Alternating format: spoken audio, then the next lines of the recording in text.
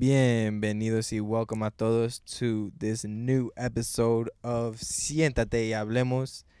You have our two gracious hosts today, me, Nico Gaspar. And Valentina Chavarria. And this week, we're going to be talking about Puerto Rico. And more specifically, the history of Puerto Rico, where Puerto Rico is now, American relations with Puerto Rico. And for this, we brought in an expert, a researcher, someone who did a lot of the work, Alanis Camacho. I will let her introduce herself. Hi, everyone. My name is Alanis Camacho Narvaez. I'm a sophomore at Elon, and I'm a Puerto Rican. So, yeah, let's start this topic. Thank you, Nico and Valentina, for inviting me. Absolutely. Thank you so much for doing all this research, all of this work, and coming in to talk to us. We really appreciate it. Yeah, thank you.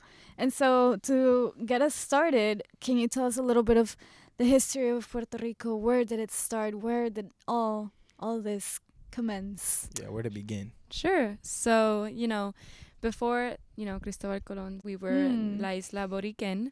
The Taino people, which were like native to all the Caribbean, were the ones that lived in Boriquen.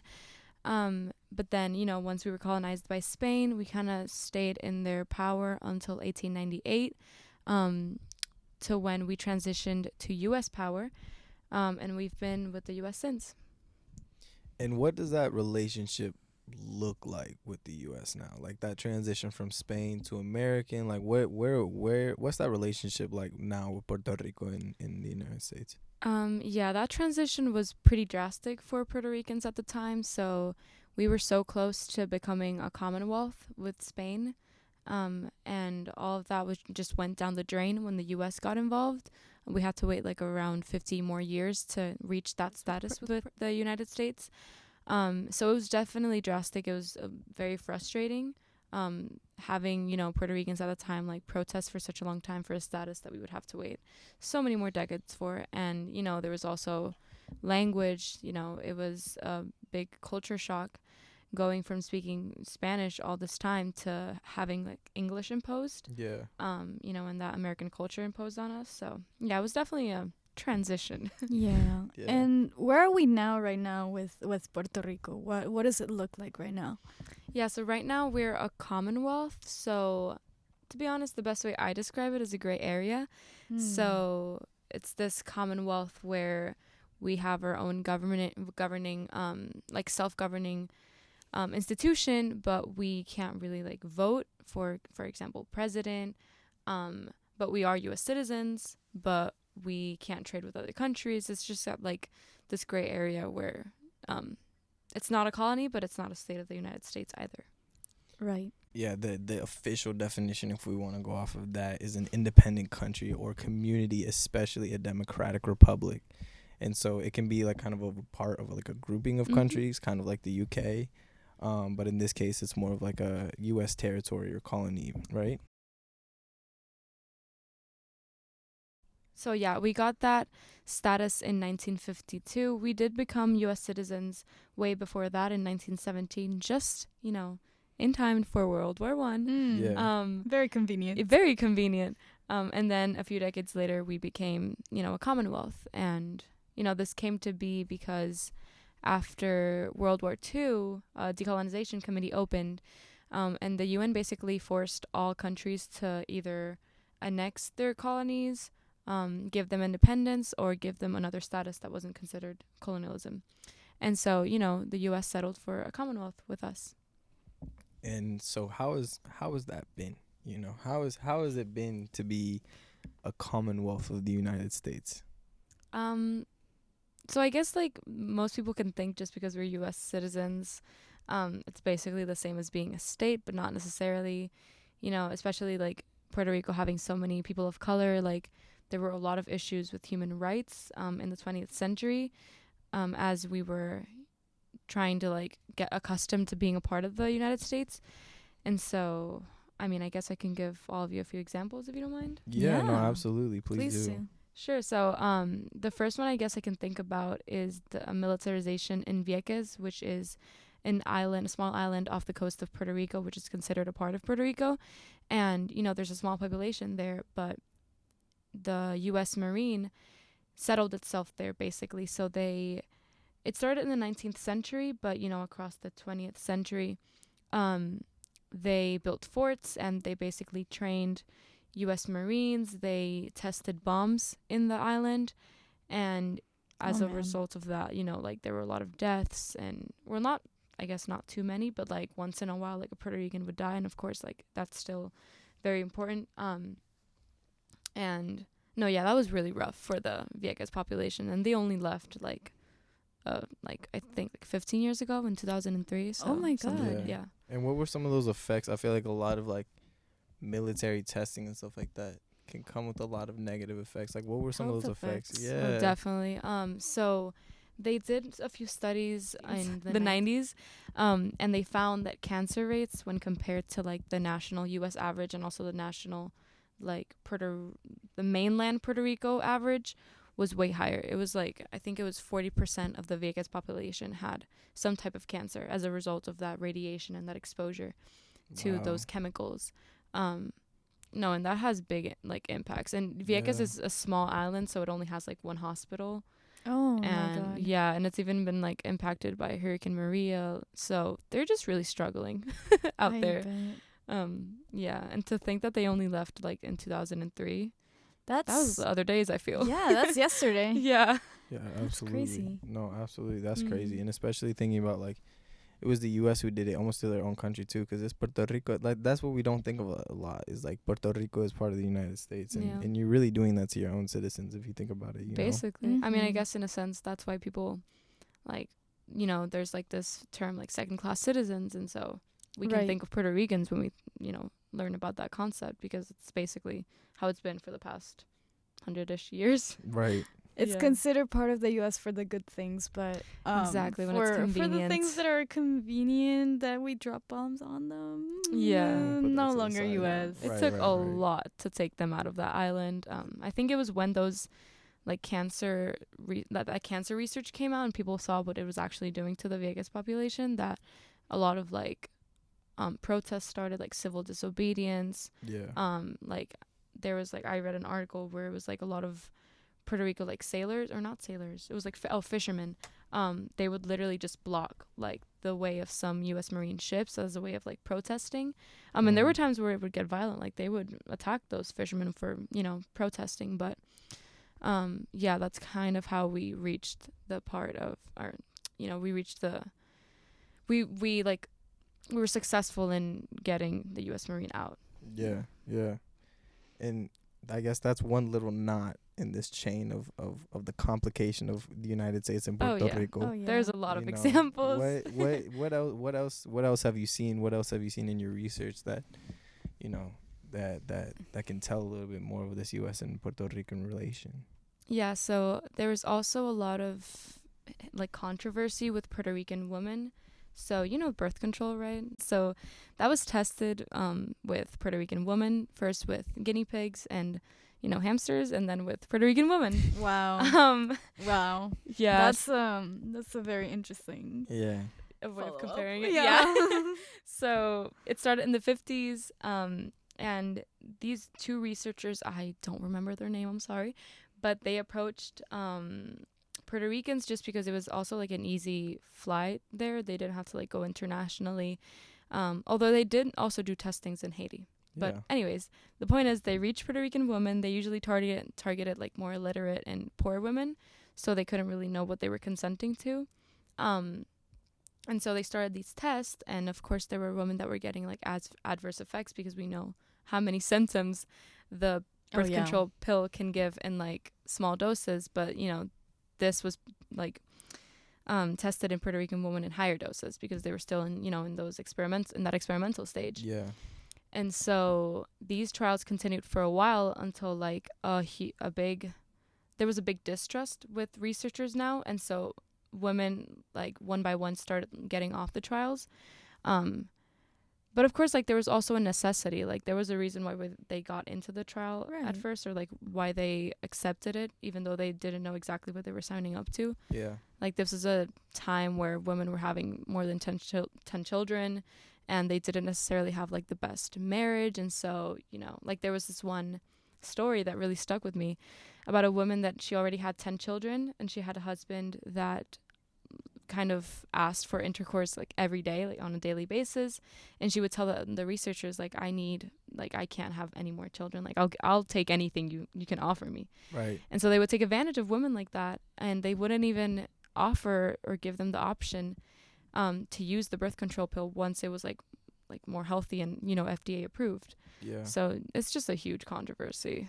I have a question about that. Do you know if they were paid in the trials or not even that? I wouldn't be surprised if they weren't paid. Yeah, yeah. Just, it I seems guess, like getting- the type of thing that they wouldn't pay for. And this getting is- contraception was kind of the payment, I guess. Is that is that we're talking about like the birth control as the Yeah. pill, right? As the Mhm. contraceptive, right? Yeah. And is that like the only method or form of birth control that was tested on Puerto Rican women? There was also this thing called la operación.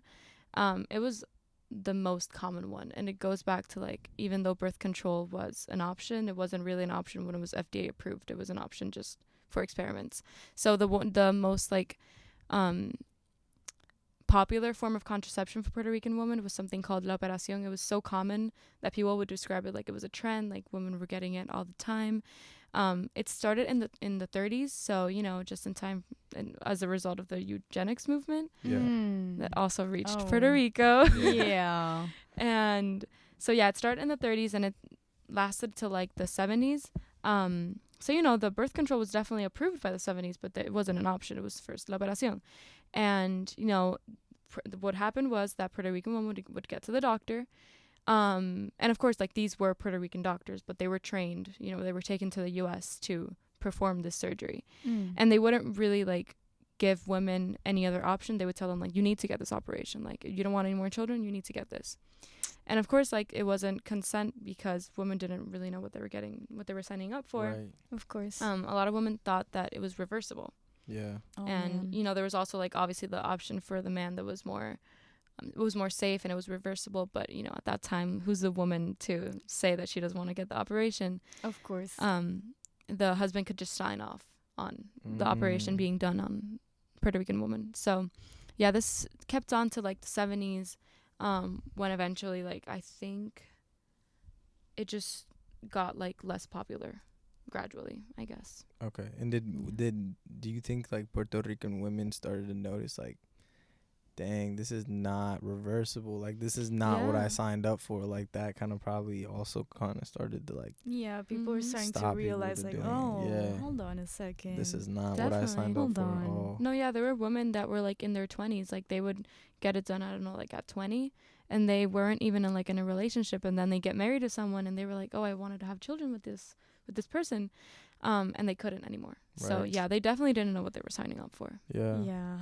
No, that's terrible. And this has like a lot of like more it has a lot of more depth to it. Mhm. We're kind of going in like the skimming over it. So if you guys want to learn more about really everything about la operación y todo eso, we have a little note here talking about a documentary that came out in 1982 that talks about what happened with la operación in Mhm. that time in Puerto Rico, right?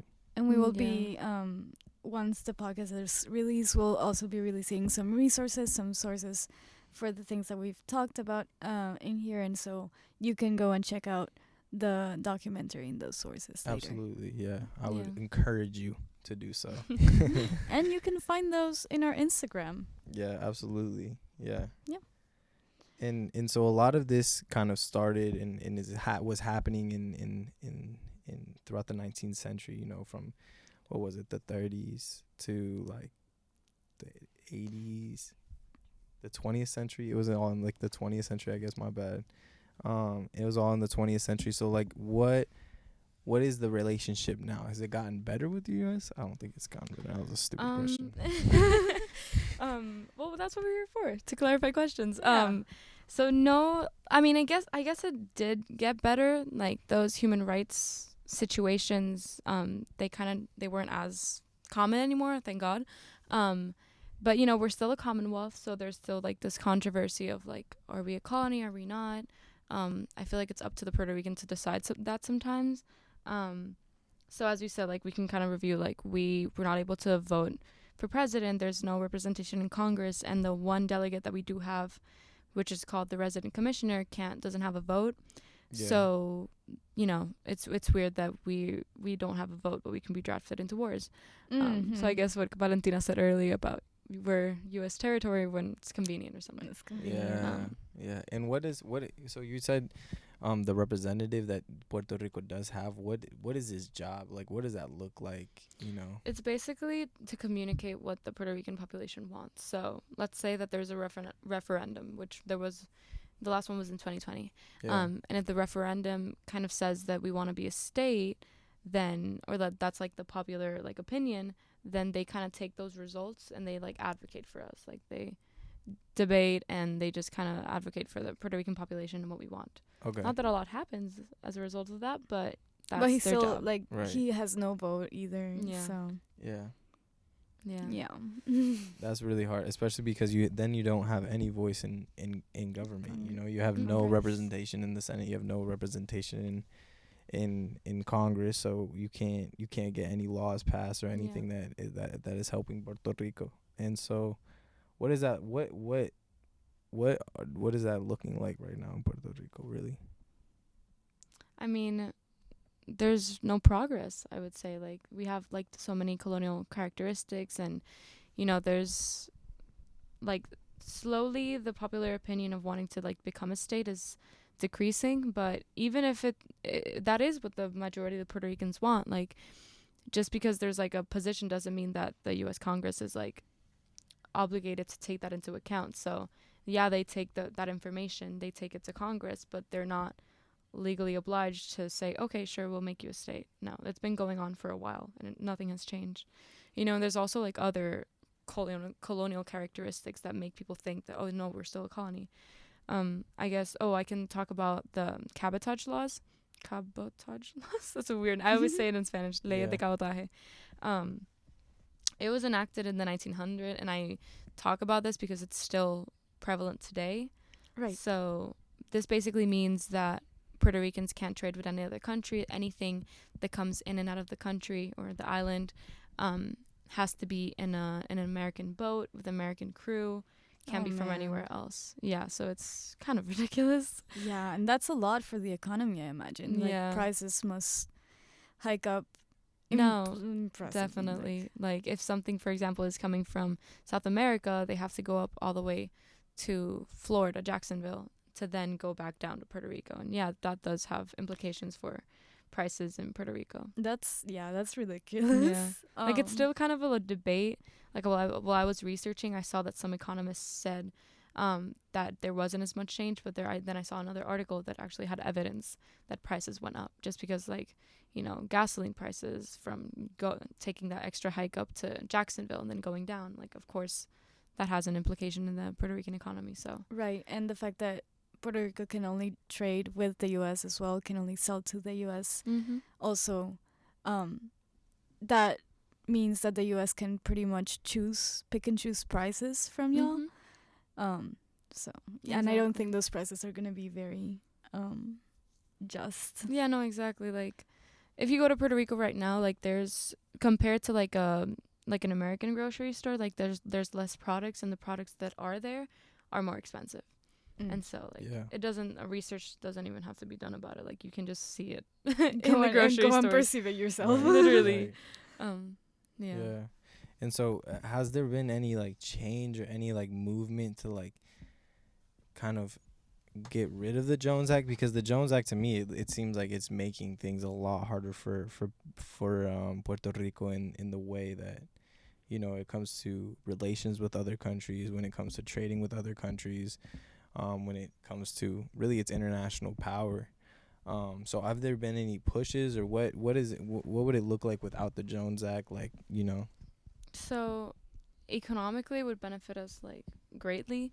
Of course I'm not an economist to like be talking about this, I guess, but I've definitely like read quite a few articles, and it would help us. I feel like when we talk about the economic recession in Puerto Rico, we always mention things like workers or like corruption. Of course there's corruption in the Puerto Rican government, but there's also other things that relate to our relationship with the U.S. that impact that. And, that's where the conversation about the Jones Act starts. Yeah. And so not really, like, of course there's been protests from like Puerto Ricans, when we're having these conversations, they mention like, do you want us to get better? Then remove that act. But of course, that's never the option. Right. Instead, they do other things like impose a very colonialistic management board, which is called La Junta de Control Fiscal, and the Financial Oversight and Management Board in English.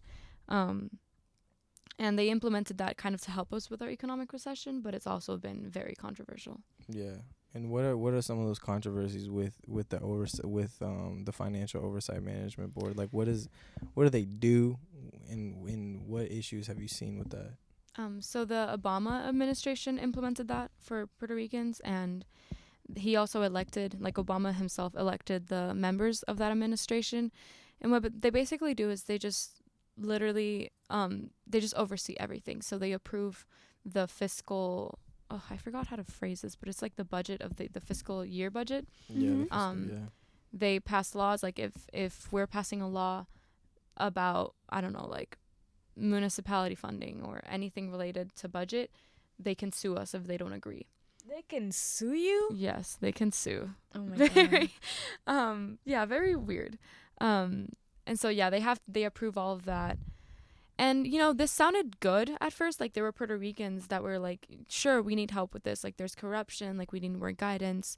And fun fact, like it's either the president, I think it's the director of La Junta, Natalia Jaresco. She helped Greece with their economic recession.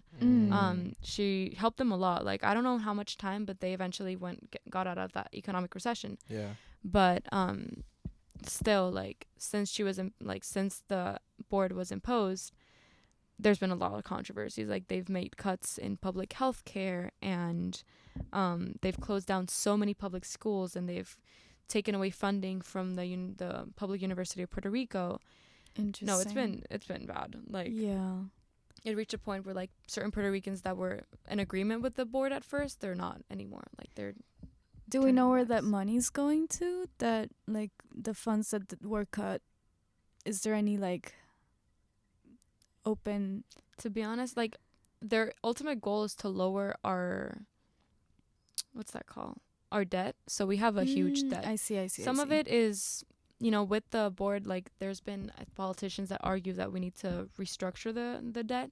And so that has been done in the past like 2 years, I think, which is good. But basically, I think any cut that they make that they pass is to help relieve the debt that we have to like U.S. I think it's the U.S. government, and also bonistas. That's how I would say it in Spanish, but I can't remember the word for it right now. Right. And so it's supposed to be helping like our economy right now, but there's certain details about the law that don't really make sense. So for example, like the one that I mentioned, Natalia Jaresco, her salary is $625,000. Oh my god. Yeah. And who pays that? That's more than the US president. Yeah, who pays that though? You want to know who pays it? Who pays it? The Puerto Rican government. Of course. And it's like it's like right. a paradox almost. Like they're there to help us with our economic recession, yet we have to pay. And that's just one salary, but like I don't know how many members there are, but there's more than 5, and we have to pay all of their salaries. That's too much. Mm-hmm. That's too much. Pretty 6-figure salary too. Yep.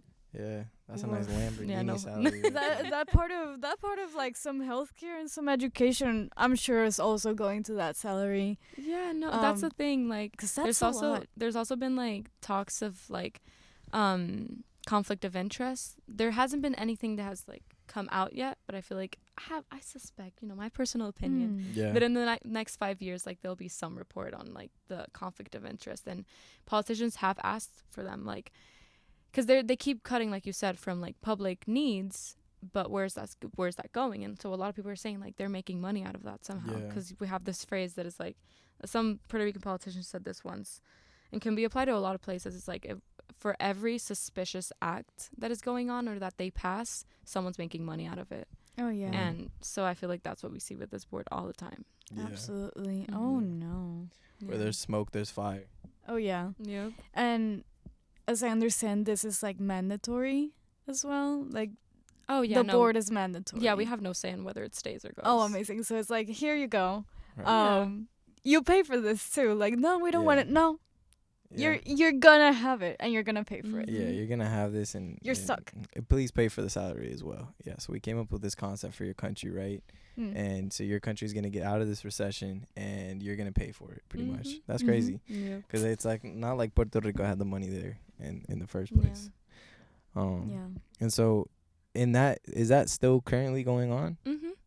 Yeah, and what surprises me, what I kind of like about like the effects that it's had, is I feel like it unifies Puerto Ricans, because Puerto Ricans, there are some that want statehood, some that want independence, and some that just want to stay how they are, like as a commonwealth.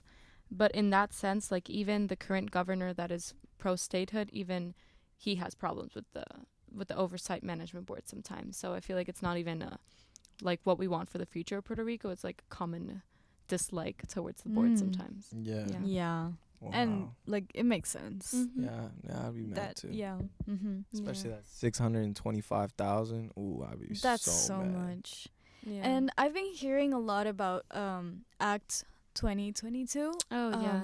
But I can't, like, I haven't been able to like research what it is or anything. Could you tell us a little bit about that? Yeah, sure. So there's quite a few acts that act as like tax incentives for certain people, but yeah, Act 2022 is like the most known, I feel. It's very much promoted in the US, like a kind of like a cruise promo or something. Very yeah, usually, I mean, lately it's been very popular. And so basically it's very American dreamy. Yeah.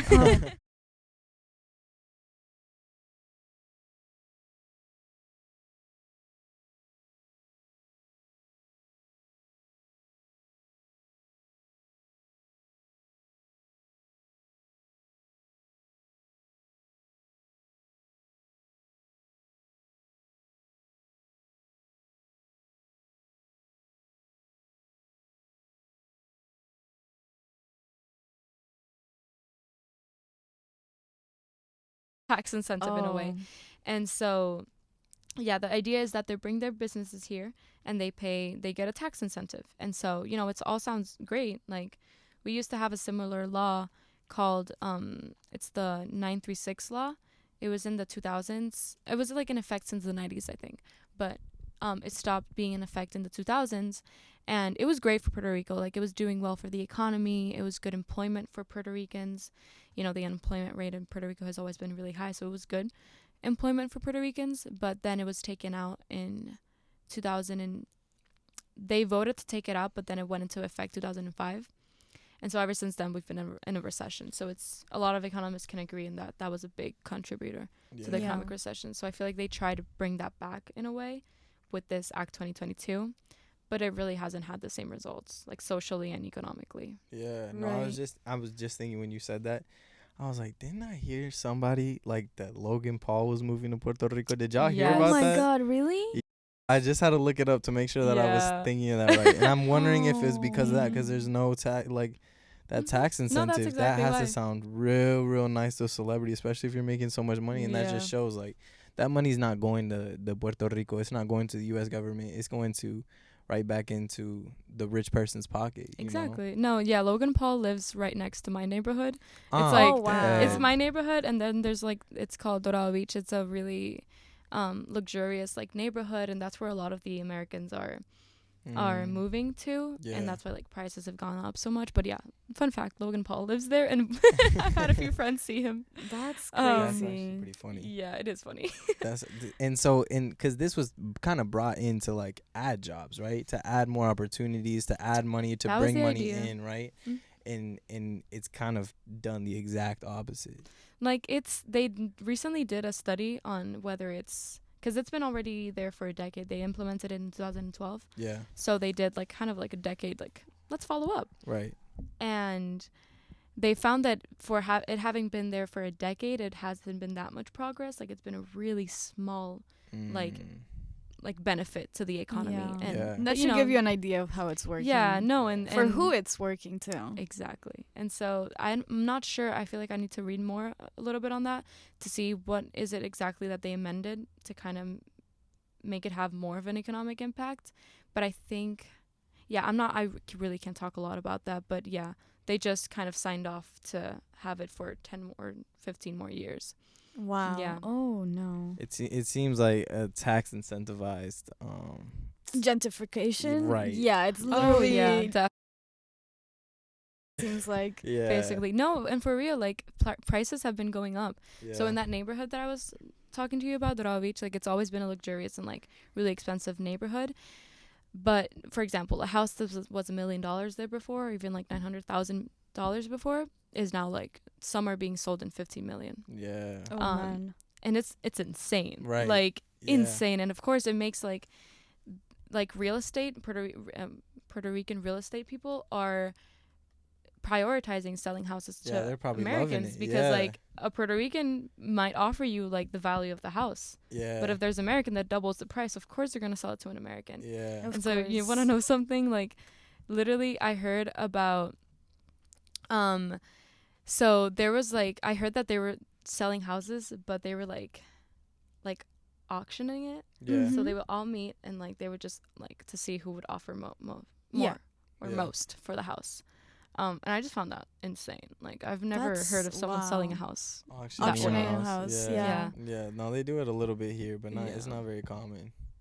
No, and not even like economically, like also like social impacts. So there was this I'm going to talk about this. So there was this encounter that we had. So before, we didn't really notice when there were Americans like moving because of that. Like you saw an American here or there, but you didn't really know it was because of a tax incentive. Yeah. But now it's like so common that they've been promoting it in Silicon Valley that there's a lot more Really? like ads Oh. like you want to live in paradise or something, like come get tax Oh, no. incentivized. Yeah, I saw Dude, that the other day. This reminds me a lot to what happened to Cuba a while really? ago. That because like a lot of Americans ended up in Cuba. That way they're like this like tropical paradise. Come Mhm. here, super exotic and things like that. Literally. And it ended up like a lot of Cuba was sold to Americans, and then like it Mhm. all it was a huge problem. Yeah, Wow. no, the social impact has been insane. And so so now that we're noticing so many like Americans coming, I feel like they're also feeling that they're entitled to a lot of things. Mm. So sure, Yeah. if you want to come here and be entitled to your tax incentives, whatever. But there was this one situation where it was this couple that they bought a condo right in front of the beach. It was like it's called Ocean Park, or it used to be called Ocean Park.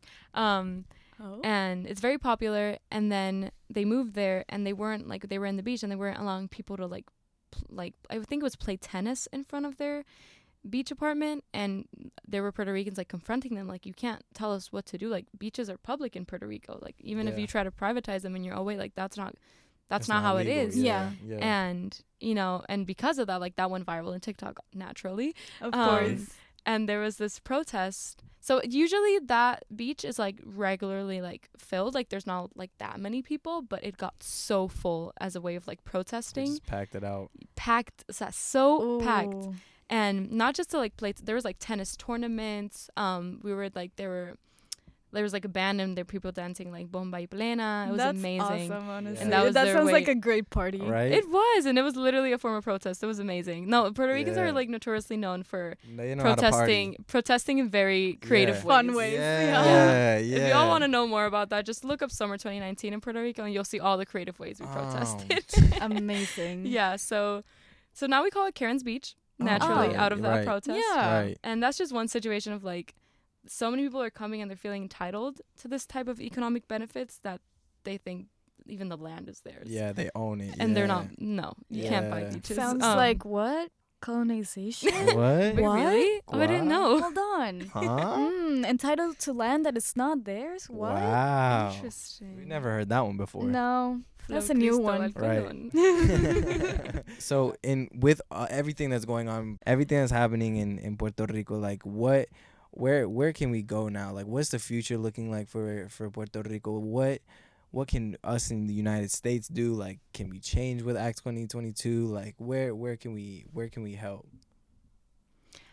So, I mean, I guess what I would say is just spread awareness. Like, when I came to study at Elon, I didn't realize, like, how many people didn't even know about Puerto Rico. Like, and of course, like, I guess to an extent it's not their fault because it wasn't, like, that taught in, yeah, the US education history books. system is Yeah, not great absolutely. about talking Of course. about it. And so, but either way, like, now that we have more access to the internet and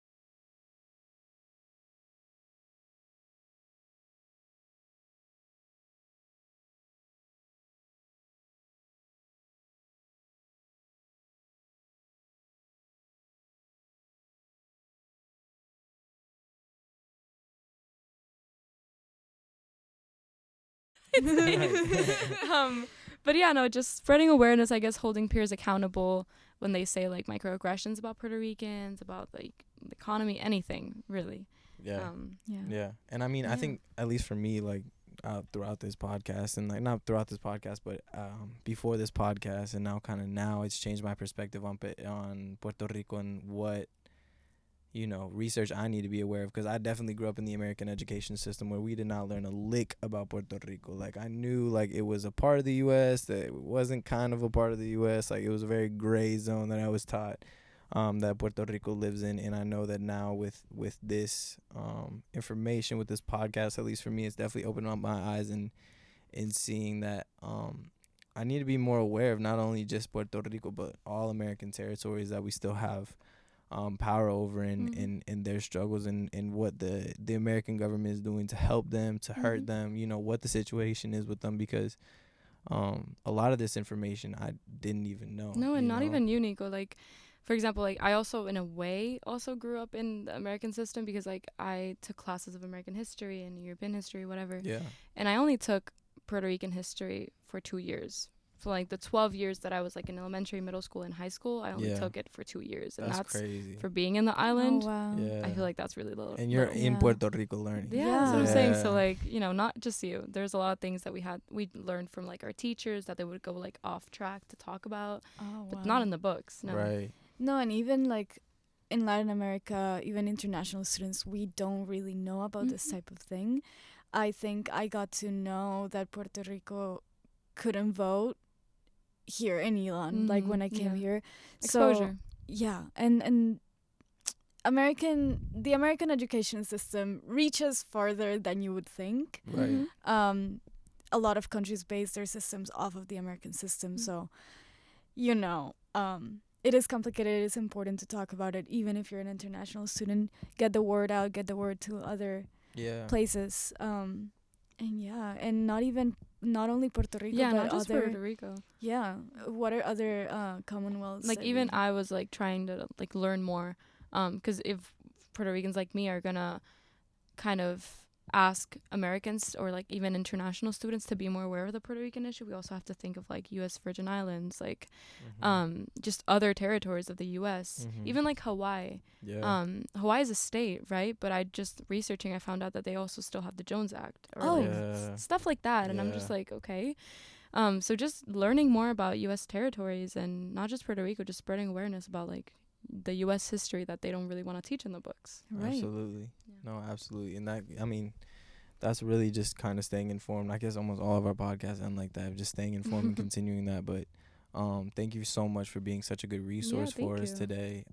Thank you and for hanging out with us. absolutely spending some time getting to know you and Puerto Rico, learning a little bit more about the history and everything. Mhm. So we really appreciate it. Thank you both for giving me the space to talk about my island. I'm really happy that I got to do that. Thank you. Absolutely. Awesome. Yeah. Absolutely. You have any final words? Not really. Good luck with the rest of the semester. Have fun. Study. Just your a few homework. weeks left. Yeah. Just a few weeks left. Hang in there. We got this. Absolutely. We do. No, absolutely. Well, thank you so much. Everybody have a good week. Have a good rest of your month. Till we see y'all next time. Échale ganas. And yeah, ciao.